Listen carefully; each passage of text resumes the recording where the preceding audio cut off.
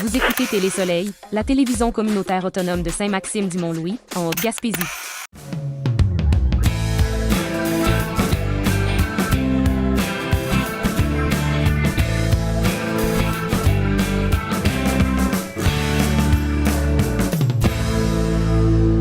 Après une importante mobilisation citoyenne sur le dossier du 53 rue de l'Église, incluant une consultation publique le 14 mai dernier et une pétition, et suite à l'annulation par veto d'une précédente décision du Conseil, le maire de Saint-Maxime-du-Mont-Louis, Claude Bélanger, prend aujourd'hui la parole pour s'adresser à ses concitoyens. Bonjour citoyennes et citoyens de la municipalité Saint-Maxime-du-Mont-Louis. Aujourd'hui, je m'adresse à vous en lien avec la décision à prendre concernant le 53 rue de l'Église. Parfois, certaines décisions doivent être prises rapidement et il faut agir promptement. Par exemple, dans le cas d'un dépôt de projet avec des dates de tombée. Cependant, certaines autres décisions méritent de se questionner, de revoir nos priorités et nos besoins et prendre du recul pour que cette décision soit éclairée et ait un réel impact positif sur l'avenir de notre communauté. Aujourd'hui, je vous présente le fruit de mes réflexions sur le dossier du 53 de l'Église. Changer d'idée ou revenir sur une décision n'est pas une marque de faiblesse, mais plutôt une grande preuve de maturité et d'humilité. Le projet parfait n'existe pas, tout comme le diamant brut venant d'être extrait. Et je considère que le projet de Pôle Jeunesse représente à mes yeux ce diamant que l'on polira, que l'on façonnera et qui fera briller notre municipalité. Après plusieurs semaines de réflexion, de discussion, mais surtout d'écoute de la population, je crois que la décision qui doit être prise d'ici quelques semaines se précise. La consultation publique du 14 mai dernier et la pétition reçue nous envoient un message clair et un mandat clair. Pour le bien de la collectivité, malgré ce qui a été dit, malgré la décision du 9 avril dernier qui a été annulée par veto, je suis convaincu que la meilleure décision est de remettre les clés du 53 de l'Église au projet Pôle Jeunesse, chapeauté par le collectif de 7 organismes dédiés à la cause de notre jeunesse. Tout d'abord, nos jeunes ont besoin qu'on intervienne tôt, qu'on les accompagne tout au long de leur cheminement de vie.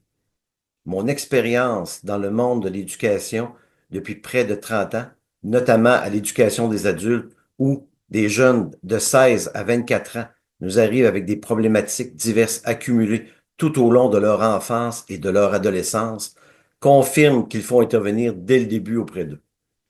L'école a pour mission d'instruire, d'éduquer, de socialiser dans un contexte scolaire. Les jeunes d'aujourd'hui sont les adultes de demain et comme le dit le proverbe africain, il faut tout un village pour éduquer un enfant. Je vais vous parler des 7 organismes. Ces organismes qui ont déposé un projet sont basés en majorité dans l'ouest de la MRC. Animation Jeunesse Haute-Gaspésie, Maison des familles, Pédiatrie sociale, Enfantaisie, Partageance, Carrefour Jeunesse Emploi et Maison l'Essentiel. Ces organismes qui offrent présentement des services dans notre municipalité sont en quelque sorte hébergés à plusieurs endroits, pas toujours adaptés et aux besoins et aux services à offrir. Le concept est d'avoir la possibilité de regrouper tous ces services sous un même toit et permettre le déploiement de nouveaux services. La question est, pourquoi une maison plutôt que de louer des espaces communautaires déjà disponibles, mais à la fois restreints? Plusieurs jeunes et adolescents vivent des situations diverses et complexes. Anxiété sociale, décrochage scolaire, problèmes familiaux, manque de repères sociaux ou de sentiment d'appartenance à notre milieu, pour ne nommer que ceux-là. Leur donner accès à une maison supervisée par des professionnels et adaptée pour eux permettrait de recréer ce noyau familial et social, sain et sécuritaire à leur épanouissement, pour enfin briser ce cercle vicieux des problématiques vécues par les jeunes qui mènent au décrochage, à l'abandon et qui les privent d'une vision d'avenir positif pour eux. Les retombées seront nombreuses et facilement qualifiables. Je vais en nommer quelques-unes. Augmentation de l'engagement des jeunes. meilleur accès à des services, à des ressources, accroître le sentiment d'appartenance, développer des liens significatifs avec des adultes, améliorer les compétences parentales, meilleure capacité d'attraction et de rétention de famille. Je ne peux pas parler de ce dossier-là sans vous parler du logement. Donc, le manque de logement dans notre municipalité est certes une problématique qu'on ne peut nier. Le manque de structures adéquates et adaptées aux besoins des jeunes est aussi d'une évidence marquée. Et je ne crois pas que la solution au manque de logement passe uniquement par le bâtiment situé sur le 53 de l'église.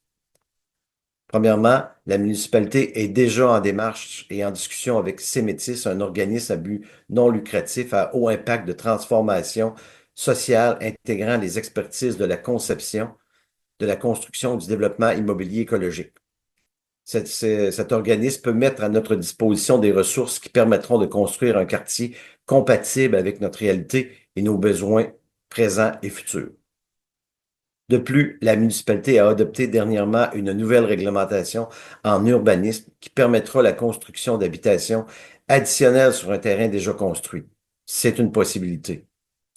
Dans un futur proche, il sera aussi possible d'adopter un règlement d'aide financière qui peut prendre différentes formes, tel un congé de taxes, pour toute nouvelle création d'unités de logement abordables dans un secteur donné, selon certaines règles établies.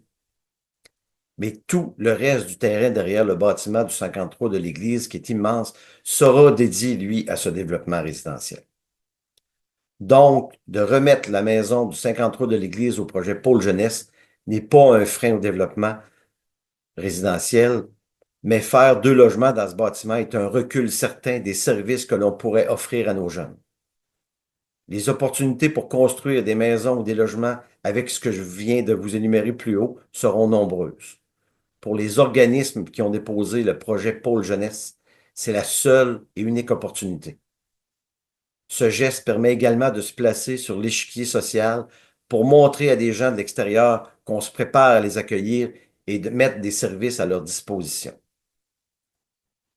Je vais terminer en vous disant que de remettre les clés du 53 de l'Église au projet Pôle Jeunesse, c'est aider et soutenir nos jeunes.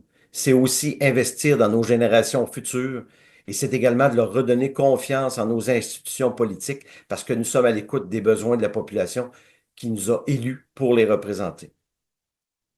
À cela, je me permettrai d'ajouter qu'en plus d'octroyer le 53 de l'Église au pôle jeunesse, il sera de notre devoir de les supporter et de les accompagner tout au long de leur parcours.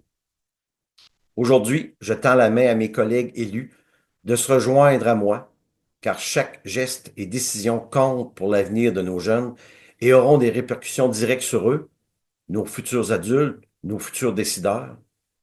Pôle jeunesse, vous avez besoin de notre décision et nous avons besoin de votre implication. Merci.